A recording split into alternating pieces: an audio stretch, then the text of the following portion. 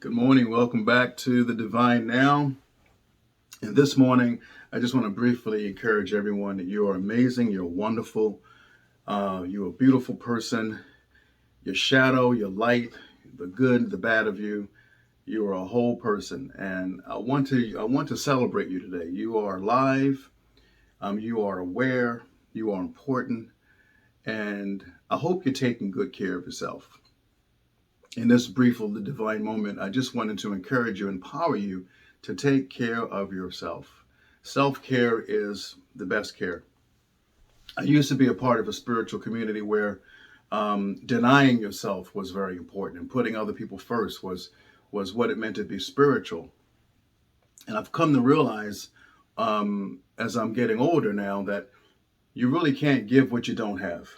And so really taking care of yourself, loving yourself, embracing yourself, being compassionate towards yourself is really the first step in being compassionate towards others. Being loving towards yourself is really the first step towards being loving to others because you can't give what you don't have. The best love is self love because when you're taking care of yourself physically, emotionally, and spiritually, you are now fit to help take care of others. I teach a relationship course as well as a conflict resolution course. And one of the things I remind people of that every relationship, if it's going to grow, is going to have conflict. It's a necessary part of every relationship, whether it's a marital relationship, whether it's in the family, whether it's on the workplace. Conflict is a part of our story. It helps us grow. It sort of gives us the signs to where we need to consider change. So conflict is a good thing. But one of the things that we have is inner conflict. We have inner conflicts that we are dealing with from our childhood. We have some people have experienced, in fact, many people have experienced trauma in their lives, whether it's emotional trauma, physical trauma, neglect, just from minor issues to massive issues. And taking care of those unseen places in your heart is really important. So whether it's through meditation, whether it's through finding some other healing modality, find time to get to discover what's going on inside of you. Sometimes our triggers are often related to our traumas.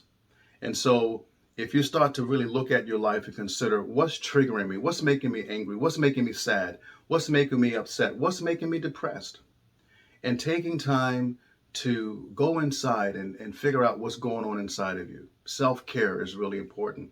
And one of the things I ask people is, how often do you spend time alone with yourself? When was the last time you've done something kind to yourself?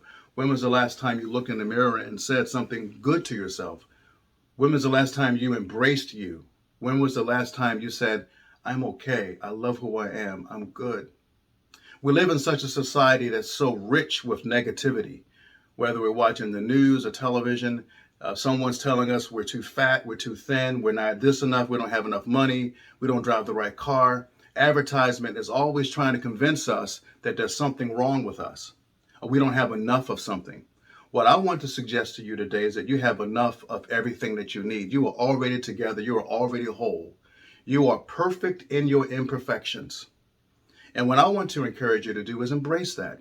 Embrace your shadow, embrace the good part of you, embrace the parts of you that's still growing. Love who you are, all that you are. Don't say to yourself, I'm going to love myself when I get the right job, or I'm going to love myself when I graduate, or I'm going to accept myself when I've lost 30 pounds. No, accept yourself now.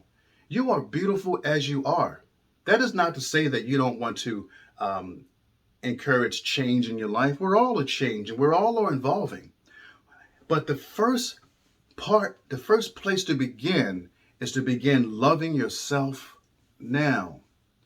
I want to gift you with this idea. Go out and do something good for yourself. Go for that walk. Go out to that restaurant. Treat yourself. Buy that new pair of shoes. Buy that jacket you've been longing for a long time. Buy that new car if you can afford it. Whatever it is. And not that it's about things, but sometimes it's just good to be good to yourself. And if you can't do that, do something else. Go for that walk. Change that diet. Eat healthier.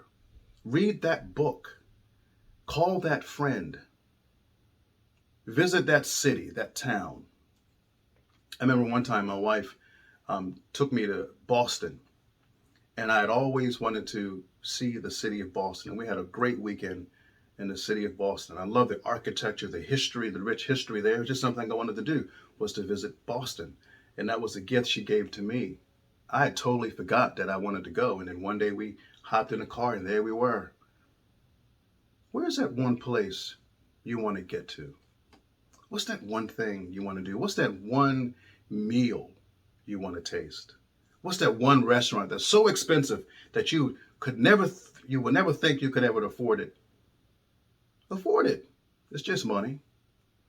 What I'm suggesting is to be kind to you, because you matter. Your life matters. Learn to love all of you, all your pieces, even the broken parts, especially the broken parts, because those are the parts that make us so unique. So gift yourself today. Be blessed, be at peace, love yourself, bless the world. Peace.